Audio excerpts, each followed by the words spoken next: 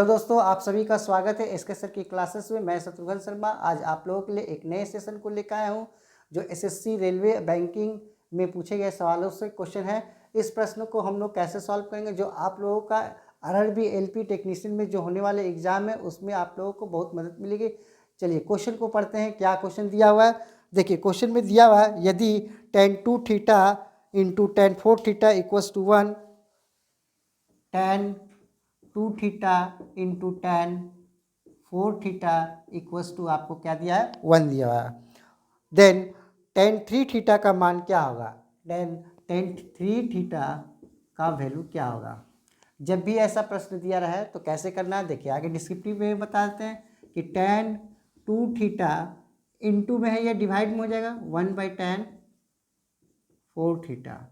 अब हम लोग जानते हैं कि tan थीटा का अपोजिट क्या होता है 1/cot होता है, और cot का अपोजिट होता है cot theta equals to 1/tan होता है। तो हम लोग यहाँ देखिए 1/tan है, तो इसे हम लोग क्या कर सकते हैं, tan 2 थीटा इक्वल्स टू इसको इसे अब गया तो ये हो जाएगा किस पे कैट cot 4 थीटा। तो tan 2 थीटा इक्वल्स टू, अब हम लोग इसे चेंज करेंगे 90 डिग्री में। तो जब भी चेंज करते हैं कि tan 90 डिग्री माइनस थीटा करते हैं तो cot थीटा में होता है। तो इसलिए हम लोग इसको करेंगे तो क्या कर सकते हैं, cot 90 डिग्री माइनस 4 थीटा। तो tan 2 थीटा इक्वल्स टू आपको क्या हो जाएगा tan 4 थीटा। अब यही देखिए, सॉरी यहाँ पर क्या हो जाएगा आपका 90 डिग्री माइनस 4 थीटा। ये 10 से 10 कट गया, यानी कि ये 2 थीटा हुआ। 2 थीटा 90 डिग्री माइनस 4 थीटा, ये माइनस इधर आएगा तो क्या होगा आपका प्लस होगा, यानी कि 2 theta plus 4 theta equals to 90 degree. तो 6 थीटा इक्वल्स टू 90/6, यानी कितना डिग्री आ गया, थीटा इक्वल्स टू आपका आ गया 15 डिग्री। तो आपको क्या निकालना है, आपको निकालना है tan 3 थीटा, यानी कि tan 3 इंटू 15 डिग्री। तो tan 3 इंटू 15 डिग्री यानी 45 डिग्री। tan 45 का वैल्यू क्या होता है, tan 45 का वैल्यू होता है आपका 1। इसका आंसर यानी कि 1 हो गया। ये एक डिस्क्रिप्टिव टेस्ट है, लेकिन हम लोग जब भी बनाए एग्जाम में इतने समय ना रहते हुए हम लोग कैसे बनाएंगे क्वेश्चन को देखिए। जब भी आपको 1 दिया रहे tan या cot के केस पर तो आप थीटा को ऐड कर दीजिएगा, यानी कि 2 थीटा और 4 थीटा, इसे आप ऐड कीजिएगा तो क्या हो जाएगा 6 थीटा। इसके अलावा कैसे ये 1 की इक्वल्स टू हम लोग क्या मान लेंगे 90 डिग्री। तो 6 से इसे काट दिया 15 डिग्री, तो थीटा इक्वल्स टू 15 डिग्री। तो आपसे पूछ रहा है tan 3 थीटा, यानी इसको इससे मल्टीप्लाई कीजिएगा तो tan 45 डिग्री। tan 45 का मतलब 1 आंसर। देखिए इसे आप नोट कर लीजिए। हम लोग आते हैं नेक्स्ट क्वेश्चन पर। देखिए आपको क्वेश्चन में क्या दिया हुआ है, एक नदी की धारा 4 किलोमीटर प्रति घंटा की गति से बढ़ती है, उसमें एक नाव 6 किलोमीटर जाकर अपने प्रस्थान पर बिंदु पर 2 घंटे में वापस आ जाती है। स्थिर पानी में उस नाव की गति कितनी होगी। क्वेश्चन में क्या है कि आपको नदी की धारा को हम लोग किससे डिनोट करेंगे, आपको W से। उसके बाद नाव को हम लोग किससे डिनोट करेंगे, नाव को हम लोग B से डिनोट करेंगे। ठीक है, नाव धारा का प्रश्न में धारा को W से और नाव को B से डिनोट करेंगे, दिखाएंगे। तो आपको यहाँ बोल रहा हूँ उसमें एक नाव 6 किलोमीटर जाकर, यानी कि ये जो नाव है ये 6 किलोमीटर जाकर फिर 6 किलोमीटर वापस उसी स्थान पर आ जाता है। तो आप धारा के साथ अगर जाए तो उसे हम लोग इंग्लिश में क्या बोलते हैं, डाउन स्ट्रीम। और धारा के विरुद्ध जाए तो उसे हम लोग बोलते हैं अप स्ट्रीम। तो डाउन स्ट्रीम मतलब धारा के साथ और अप स्ट्रीम मतलब धारा के विरुद्ध, या हम लोग इसे बोलते हैं धारा की दिशा में, और ये हो गया आपका विपरीत दिशा।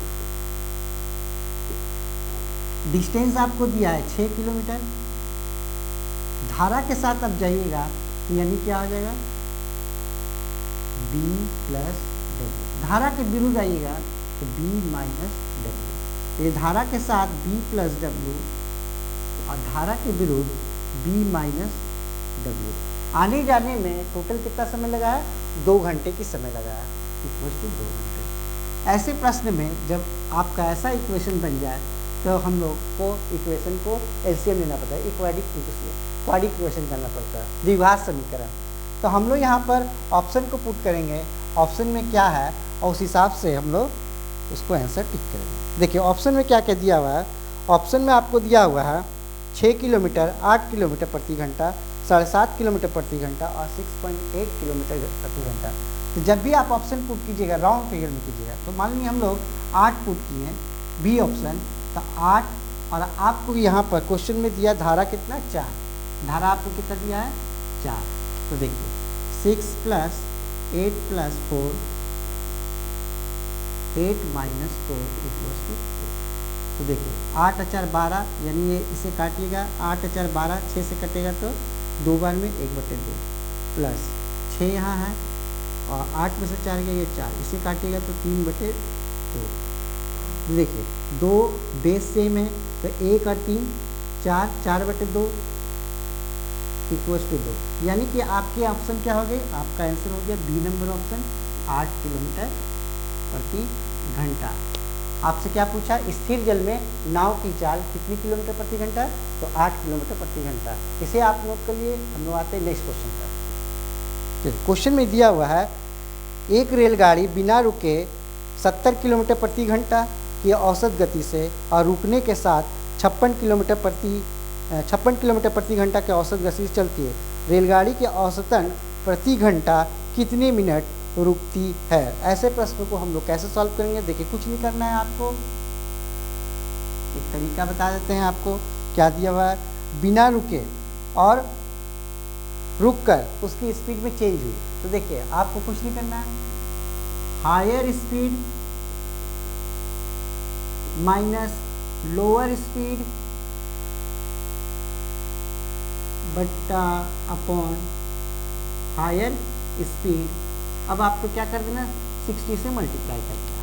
तो हायर स्पीड इसमें देखिए 70 दिया हुआ है और लोअर स्पीड कितना है? 56 बाई 70 हायर स्पीड इंटू 60। ये हो गया आपका 14, ये 70, ये 60, 14 5 70, इसे हो गया 12। यानी कि आपकी आंसर हो गई 12। कितनी मिनट तक रुकती है? 1 नंबर ऑप्शन, 12 मिनट तक वो गाड़ी रुकती है। चलिए हम लोग आते हैं नेक्स्ट क्वेश्चन पर। देखिए ये अलजेब्रा का प्रश्न है। इस अलजेब्रा का प्रश्न को हम लोग कैसे सॉल्व करेंगे? देखिए क्वेश्चन में दिया हुआ है कि x equals to a plus 1/a और y equals to a minus 1/a हो तो फाइंड क्या करना है? आपको निकालना है x की पावर 4 y की power 4 minus 2x square y square.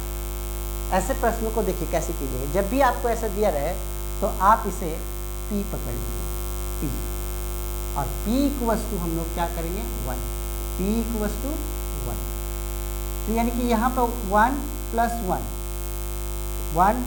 1 यानी कि ये क्या हो गया? 2, x की वैल्यू हो गई 2। अब इसमें देखिए p का वैल्यू, यहाँ पर हम क्या पकड़े? 1, इसे हम p पकड़ेंगे। तो ये p है तो ये 1/p है, यानी कि ये हो गया p का वैल्यू 1 माइनस 1, यानी ये हो गया 0। ये p इक्वल्स टू कितना है? x, सॉरी कितनी है? y है।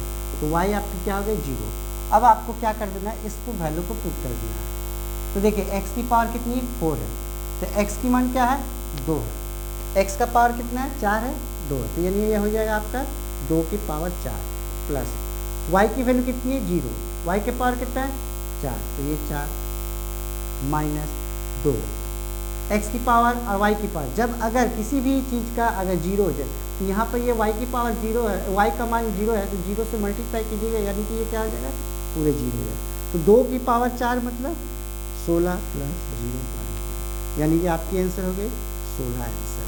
इसे आप नोट कर लिए। अलजेब्रा का प्रश्न अगर ऐसा है तो ऐसे इसे सॉल्व कीजिएगा। तो हम लोग आते हैं नेक्स्ट क्वेश्चन पर। ये एक प्रश्न जो है टाइम एंड वर्क का। इस प्रश्न को हम लोग कैसे करेंगे? टाइम एंड वर्क का दिया हुआ है। क्वेश्चन में दिया हुआ है ए एक कार्य को 20 दिन में और बी वही कार्य को 40 दिन में। यानी कि आपको जब भी ऐसा टाइम नोट दिया जाए कि ए एक काम को 20 दिन में, उसके बाद बोल रहा है कि बी वही कार्य को, एक काम को कितना दिन में कर रहा है, 40 दिन में। ये दोनों ने मिलकर वह कार्य को 5 दिन तक करे।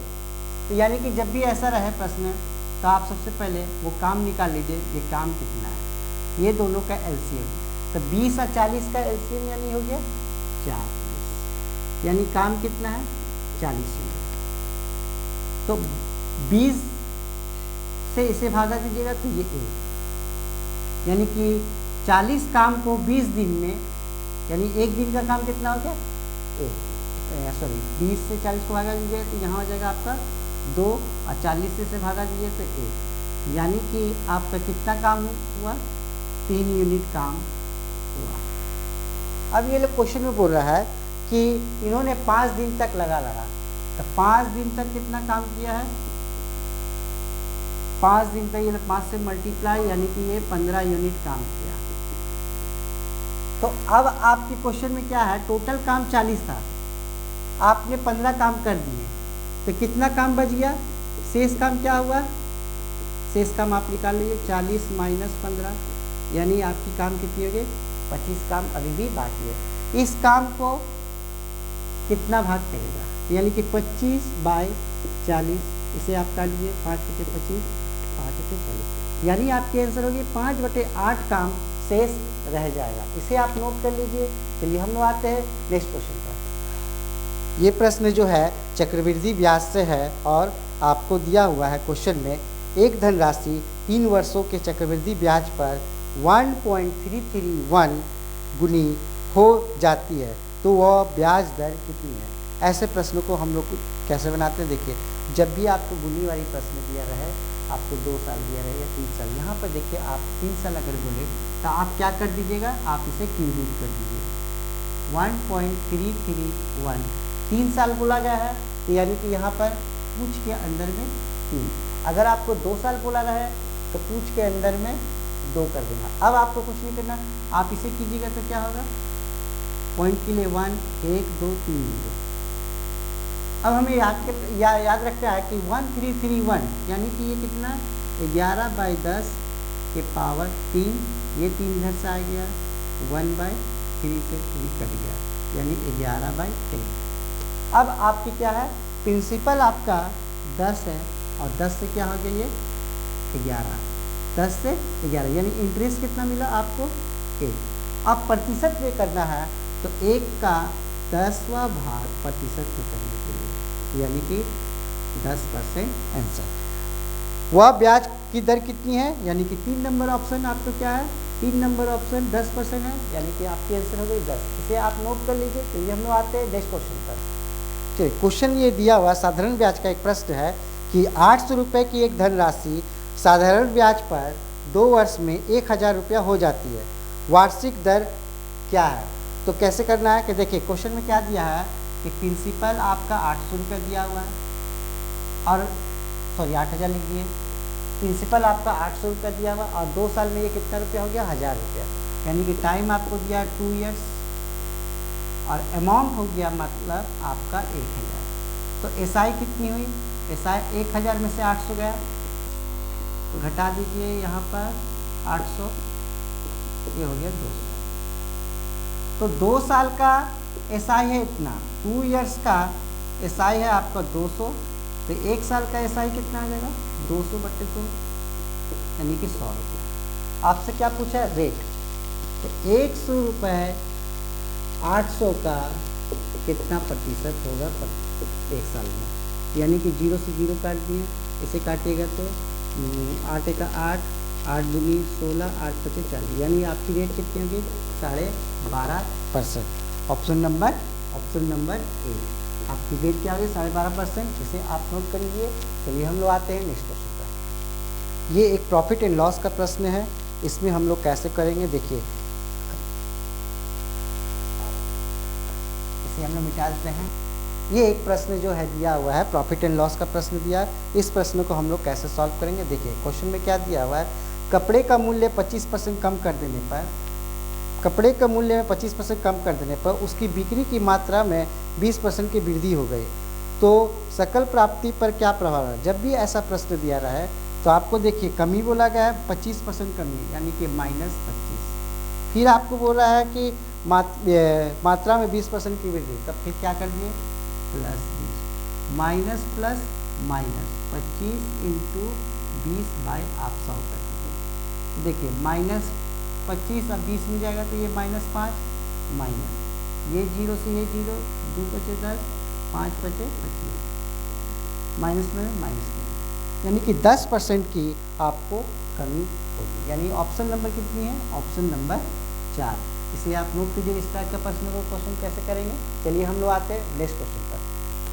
चलिए क्वेश्चन में दिया हुआ है, एवरेज की क्वेश्चन है कि 4 क्रमागत सम संख्या का औसत 15 है, उसके दूसरे नंबर की सबसे बड़ी संख्या क्या है। 4 क्रमागत सम संख्या का औसत 15 है, यानी ये 15 है, तो यानी कि इसमें एक जोड़िएगा तो ये क्या हो गया 16, इसमें एक घटाइए ये 14, फिर इसमें एक जोड़िएगा तो ये 17 जाएगा। लेकिन सम संख्या बोला गया है, सम संख्या बोला है तो 16 के बाद क्या आ जाएगा 18, और ये सम संख्या बोला है इस तरफ क्या आ जाएगा 12। तो 4 क्रम का सम संख्या का औसत 15 है। तो इसमें पूछा गया है कि दूसरी सबसे बड़ी संख्या क्या है, तो दूसरी सबसे बड़ी संख्या क्या है, दूसरी सबसे बड़ी संख्या 16 है, यानी कि आपकी आंसर क्या हो गई 16। इसे आप नोट कर लीजिए। चलिए हम लोग आते हैं नेक्स्ट क्वेश्चन पर। ये टाइम एंड वर्क का क्वेश्चन है। इस प्रश्न को हम लोग कैसे करेंगे, देखिए क्वेश्चन क्या दिया, कुछ व्यक्ति एक काम को 84 दिनों में पूरा कर सकते हैं, यानी कि x व्यक्ति किसी काम को, यानी एक काम को 84 दिनों में करते हैं। M1 D1 किसी काम को वर्क 1, ठीक है। इन व्यक्तियों की संख्या को 2 गुने व्यक्ति, यानी इस व्यक्ति की संख्या कितनी हो गई 2 गुने व्यक्ति उसी काम को, कौन काम को, ये एक काम को आधे भाग, यानी कितना भाग, आधे भाग को कितने दिनों में पूरा करेंगे, कितने दिनों में पूरा करेंगे, यानी D दिनों में पूरा करेंगे। कितने दिनों में पूरा करेंगे।